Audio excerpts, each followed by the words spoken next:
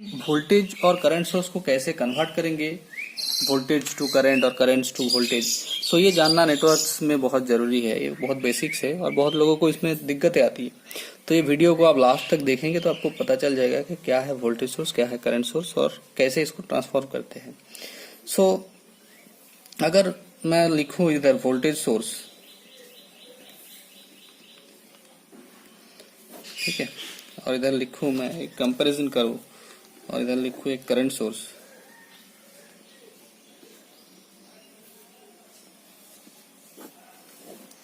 सो voltage source का ना are internal is equal to हमेशा 0 होता है अगर वो आइडियल है तो।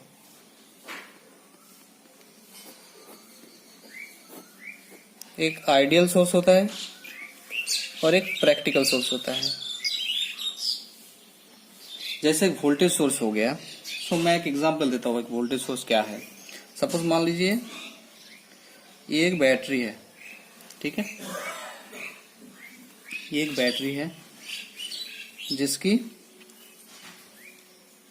वोल्टेज है V0, ठीक है।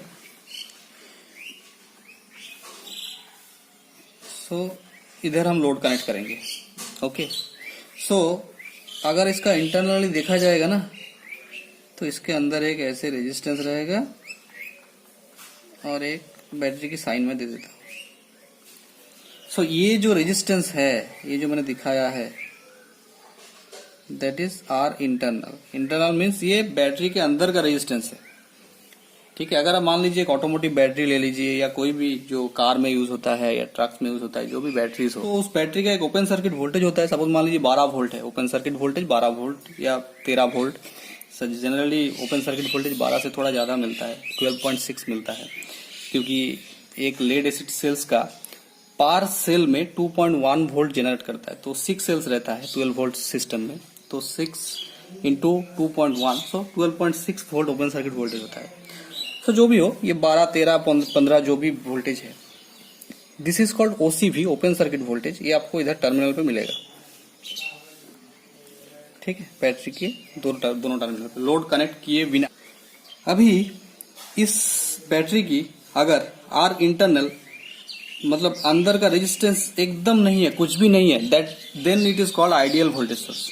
अगर इसमें आर इंटरनल रेजिस्टेंस बहुत ज्यादा होगा तो क्या होगा, वोल्टेज जब करंट डिलीवर करेगा इस लोड को, सपोज मान लीजिए इधर मैंने एक लोड लगाया, इधर एक मैंने लोड लगाया, ठीक है, इधर मैंने एक लोड लगाया और इसका 12 वोल्ट सिस्टम है, मतलब V0 इजिकल टू 12 वोल्ट है। और ये लोड लगाया मैंने जिसका रेजिस्टेंस है R इजिकल टू 4 ओहम्स।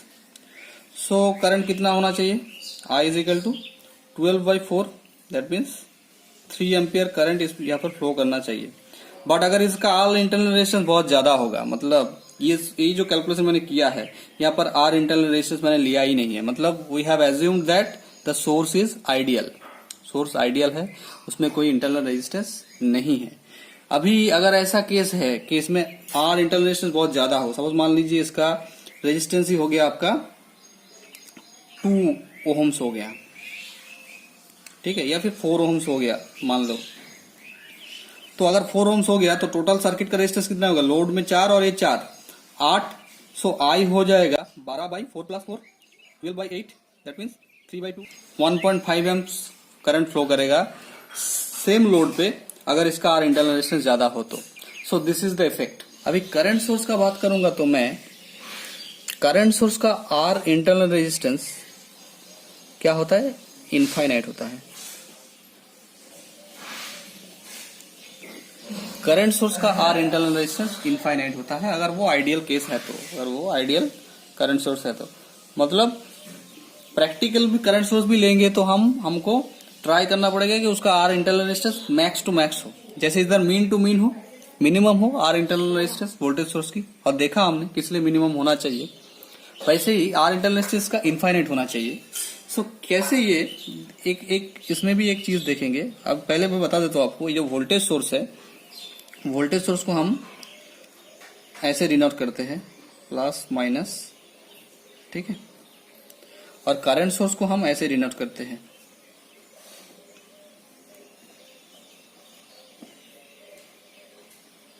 अगर ये डीसी वोल्टेज सोर्स है तो ऐसे plus minus, AC voltage source है तो ऐसे लिख सकते हैं। ओके, सो करंट सोर्स एक इधर लेता हूं मैं प्रैक्टिकली ड्रॉ करने के लिए, और let's it is I0। Okay,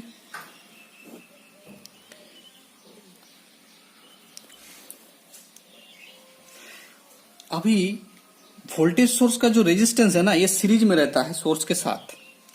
current source का पैरेलल में रहता है, मतलब ये इंटरनल रेजिस्टेंस जो है वो यहां पर रहेगा, आर इंटरनल ये है इसका। ठीक है, तो आप देखो इधर, आप सिंपल एक दिमाग लगाइए, अगर आर इंटरनल रेजिस्टेंस बहुत कम होगा तो क्या होगा? जैसे इधर आर इंटरनल रेजिस्टेंस ज्यादा होगा तो हमने देखा लोड पे करंट कम जा रहा है, सो ऐसा होना नहीं चाहिए। इधर उल्टा है, इधर आर इंटरनल से ज्यादा होना चाहिए। मैंने बोला ना इनफाइनाइट होना चाहिए, क्यों? अगर ये इनफाइनाइट होगा, ये रेजिस्टेंस बहुत ज्यादा होगा, तो करंट, जो भी करंट है इसका करंट सोर्स, वो कहां पर जाएगा? डायरेक्टली लोड पे जाएगा, यहाँ पर नहीं जाएगा, क्योंकि ये हाई रेजिस्टेंस पाथ है। सपोज मान लीजिए यहाँ पर मैंने एक लोड कनेक्ट किया, RL is equal to 4 ohm same, और ये मान लीजिए 12 एम्प्स का है करंट सोर्स। ठीक है, तो ये 12 एम्प्स बहना चाहिए इस लोड तक, लोड के अक्रॉस में। अगर मैंने ये इंटरनल रेजिस्टेंस पाथ बहुत कम हो जाएगा, ये आर इंटरनल बहुत ही कम होगा, 2 ओम्स या 4 ओम्स होगा, तो क्या होगा?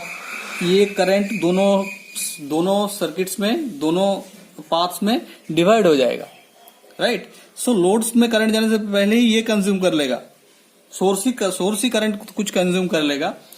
सो ये नहीं होना चाहिए, it is not expected. That's why R internal resistance कितना क्लोज टू इनफाइनाइट होना चाहिए। तो अगर सोर्स ट्रांसफॉर्मेशन की बात करेंगे, voltage source to current source, तो एक देखते हैं कैसे करते हैं। सपोज एक एग्जांपल लेते हैं। सो this is a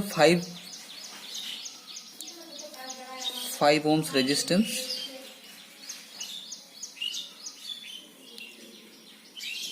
and this is a voltage source। ठीक है,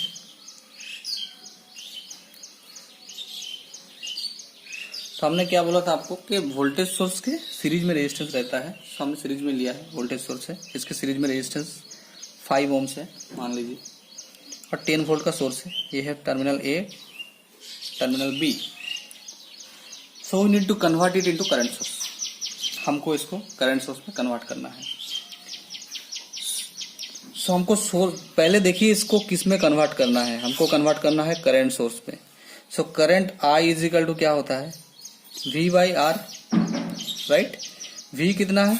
10 वोल्ट, और इसका R कितना है? 5, so 2 ampere. So current source की वैल्यू हो गई 2 ampere, right? So 2 ampere current हमारा जैसे ही निकल गया। अभी आप देखिए, current voltage source to current source जब जा रहे हैं, करंट सोर्स में रेजिस्टेंस क्या रहता है? पैरेलल में रहता है। तो हम क्या करेंगे? एक 2 एम्पियर सोर्स इधर ड्रॉ करेंगे, ठीक है, और इसके अक्रॉस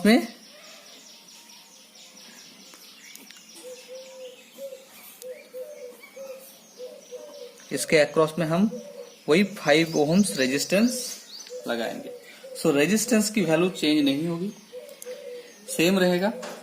खाली हमको क्या करना पड़ेगा? 2 एम्पियर करंट सोर्स देना पड़ेगा इस 10 वोल्ट वोल्टेज सोर्स को रिप्लेस करने के लिए, एंड उसके पैरेलल में रेजिस्टेंस, सेम रेजिस्टेंस कनेक्ट करना पड़ेगा पैरेलल में।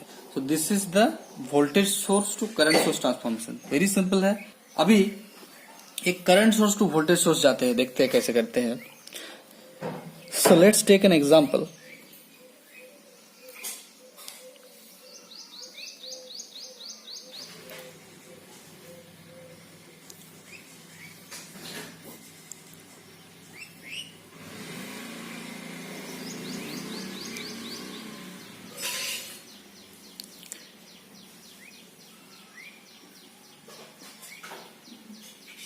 सो ये हमारा करंट सोर्स है, 5 एम्पियर करंट सोर्स है, अक्रॉस में 2 ohms रेजिस्टेंस है पैरेलल में, and we have to convert it into corresponding voltage source. So same ohm's law use कीजिए, V is equal to voltage source में कन्वर्ट करना है आपको, मैंने बोला था पहले देखना है कैस में कन्वर्ट करना है। सो वोल्टेज सोर्स में कन्वर्ट करना है, so V is equal to I into R. इधर हमने क्या लिया था, I is equal to V by R, because we have to convert it into current source, so हमने I कैलकुलेट किया था। इधर वोल्टेज सोर्स में कन्वर्ट करेंगे तो V कैलकुलेट करेंगे। So V is equal to I into R. सो I कितना है 5, इसका इंटरनल रेजिस्टेंस कितना है 2। सो 10 वोल्ट का सोर्स हमको देना पड़ेगा इसको, राइट। सो 10 वोल्ट का सोर्स अगर हम देंगे तो मैं ड्रॉ करता हूं इधर प्लस माइनस। सो ये 10 वोल्ट हो गया, और रेजिस्टेंस कितना है 2 ओम्स, तो हमको ये सीरीज में देना पड़ेगा, 2 ओम रेजिस्टेंस सीरीज में देना पड़ेगा सेम, ठीक है। सो ये हो गया हमारा ए बी, ये 2 ओम्स रेजिस्टेंस हमको सीरीज में देना पड़ेगा। सो 10 वोल्ट एंड सीरीज में 2 ओम रेजिस्टेंस, सो ये कन्वर्ट हो गया हमारा वोल्टेज सोर्स में। मतलब इस सोर्स को रिप्लेस करने के लिए हमको ये देना पड़ेगा, okay. So this is the basics of source conversation. बाकी आपको धीरे धीरे जैसे ही नेटवर्क का प्रॉब्लम करेंगे आप, धीरे धीरे आपको और इसके साथ हैबिचुएटेड हो जाएंगे, ठीक है। सो थैंक यू दोस्तों।